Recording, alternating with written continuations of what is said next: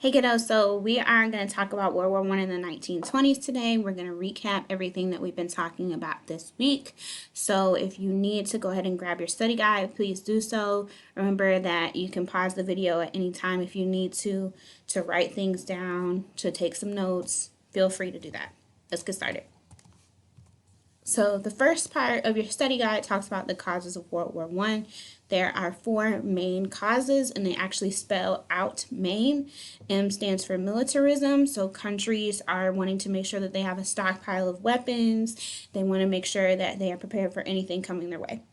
A stands for alliances. So countries know that in order to be successful, they have to form basically like a group, friendships with these other countries, and that is the best way for them to be able to be successful, by making sure that they always have someone to have their back.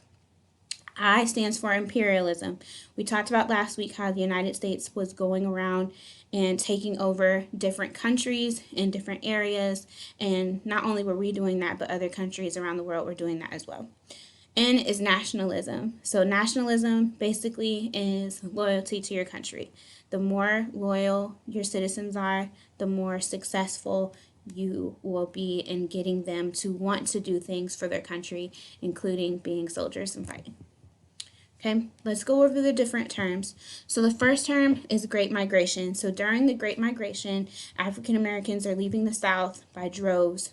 Huge amounts of them are leaving the South and they're going to the North because they hear that the North is way better, there's no Jim Crow, and they can get jobs in factories. That's exactly what they did. Next term, League of Nations. So the League of Nations is an international peacekeeping group. So this was set up after World War I by Woodrow Wilson, and their intent was to make sure that there would never be another world war. Of course, we know that was not very successful. And what's interesting about it is that it was set up by Woodrow Wilson. However, well, he had a hand in making it. However, our own country did not join. So that just shows you how unsuccessful it began. Okay, Eugene Debs. So Eugene Debs was a huge union leader, and he actually ran for a presidency in the United States 3 different times. He was not successful, but he was huge for the time. He really started to speak out against the way that the government was recruiting soldiers, and this actually got him jailed for 10 years, but we'll get a little bit more into that later on.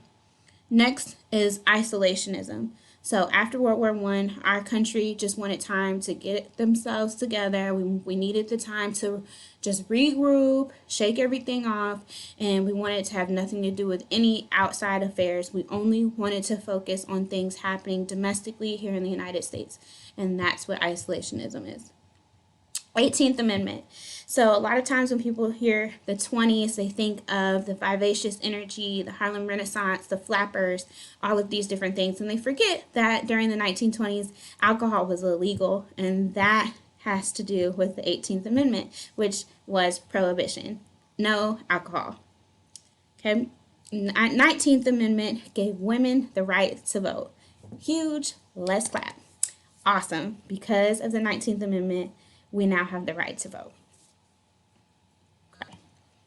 So 3 possible reasons why someone would have participated in the Great Migration. I can think of a few. So we're talking about the time. We're talking about the fact that it's African Americans that are involved. One, they don't have to sharecrop anymore. They don't have to be looking around for jobs of people that aren't really going to take care of them that well. They hear that the North has these great jobs and these factories, and so they are leaving in droves to be able to get away from the South and go to where they can really take off, and there is some promise there. Let's also talk about the fact that there's no there's no KKA, and no Jim Crow laws. So sounds like a win-win to a lot of people, and that's exactly why they left the South. Why was Eugene Debs targeted by the Espionage Act? So I just told you about how he was very vocal. He didn't hide his feelings. He spoke out about a lot of things. When he spoke out about the military, that is basically what got him jailed, because during this time, the Espionage Act basically said, the Espionage and Sedition Act said that you would be jailed for going against the government. And that was what he was seen. He was seen as being disloyal. And because of that, he was jailed for 10 years. What policy kept the U.S. out of World War I between 1914 and 1917? That is neutrality. We wanted to be neutral. We wanted nothing to do with anything going on around the world. We were helping people a little bit, kind of sending out supplies if need be, but we were making money off of that, and we wanted nothing to do with any of the fighting. Did that last? Nope, because we ended up joining the war. Okay, the reasons why we joined the war, which is the next question. What two events led the U.S. into World War I? One was that the German U-boats sank the Lusitania, and on that boat were some American civilians. But still, we were like, hey, let's figure something out. But before we were even able to do that, the Germans sent the Zimmermann Note, the infamous Zimmermann Note, and we caught wind of it. And when we did, we found out that Germany was planning to gain Mexico as an alliance, which is our neighbor, of course, we know that, and by gaining an alliance with Mexico, they would then be able to invade the United States. And when we found out, we were livid. I'm talking pissed. Absolutely livid. And so because of that, we went to war. Which of those two events swayed public opinion against the Germans? Okay, that of course is the Zimmermann Note, which we talked about. All right, let's get into some of the 14 points. So Wilson's 14 points. Number 1 says no more secret agreements. Everything should be out in the open. Nothing should be behind people's back. Number 2, it's freedom of the seas. So people should be able to ship things around the world. They should be able to get on their ships and travel, and nobody should be stopping them. Nobody owns the ocean, so it's free to whoever wants to sail. Number 3, equal access to trade. Once again, this should be open to everybody. It shouldn't be blocked for certain people, better for certain people. It should just be equal, fair, all the way around. 4, disarmament. This one kind of speaks for itself. Like, let's kind of drop all of the militarism. Let's figure out a way for everybody to get along.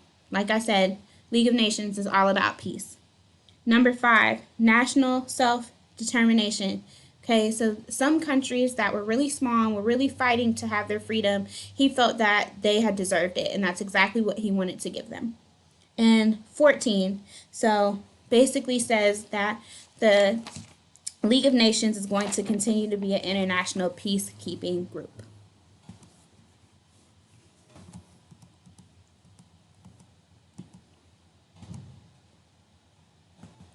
Okay, mass production. Mass production came about with Henry Ford as he had the assembly line, which helped people produce more, faster, and cheaper. Communism. So communism stemmed from socialism. They believed that the government should basically control everything, and then it be split equally amongst all of the citizens, which means that jobs, everybody gets paid the same amount. Everybody, like, everything is fair. Nobody is more important than anybody. There's no social classes, no fighting to be on top like capitalism. Completely opposite. Everything should just be fair. Socialism is the thought that workers, it stemmed from the idea that workers would have better lives, so they wanted to focus basically on social aspects by improving everyone's lives little by little, so that way it's fair for everybody. The Red Scare. Okay, so during this time, a lot of countries were starting to become communist, and we were afraid that they would come into the United States, and so that was known as the Red Scare, because communism, the color behind it is red. Emergency Quota Act. So the Emergency Quota Act was the fear, I'm getting my questions mixed up. My key, the Emergency Quota Act it limits the amount of immigrants that are allowed into the country at one time. So we did this to make sure that we could keep out any spies, and we just wanted to be able to keep an eye on what was happening around our country, and we did that through the Emergency Quota Act. Okay, number 6 was Mr. Langston Hughes, which was a huge Harlem Renaissance poet. A lot of his poems are still incredibly groundbreaking even at this time. They're useful We still talk about him a lot, and he was a huge influencer in our culture, especially within the African American community, as he was a part of the Harlem Renaissance era. Okay, next one is Mr. Louis Armstrong. He was one of the most famous jazz musicians at that time. I'm sure you've probably heard some of his songs. If you watched the YouTube video that I had connected on my blog, then you have heard some of his songs, but I'm sure that you've heard plenty. I'll pull them up if I end up having enough time. Number 8, Harlem Renaissance. Like I just said, that's the blossoming of African American culture in the arts. So there was a huge emphasis on music, poems, all of these different things that have to do with art, theater, all of those sorts. Model T. So Model T was the most popular and affordable automobile produced by Mr. Henry Ford in the United States. Everybody had to have one during the time. 18th Amendment, Prohibition. We talked about that on the front side. And 19th Amendment, of course, women can vote. Number 12, what created a stronger sense of pop culture in the 1920s? That was the radio. They didn't have Snapchat and Instagram and even TVs back then, so they had the radio, and they would tune in and listen to different shows over the radio. They would hear about sports events. They would know what was going on around the country, and so it really sparked pop culture. Now that music that you were hearing with the Harlem Renaissance, you're able to hear it over the airways, so it's huge. And last, 13, which industrial innovation made Henry Ford's automobile prosperous in the 1920s? That, of course, is the assembly line, which helped with mass production. Now, I'm sure I spoke really, really fast. Go back and rewind for any parts that you need to. And if you have a minute, go ahead and log into your Apple Music, and you can listen to some Louis Armstrong. And if you have another second, go ahead and read a Langston Hughes poem. I'm sure your American Lit teacher would love you so much for that. Okay, if you have any questions, you can send me a message on Remind or email me. And that's it for this week.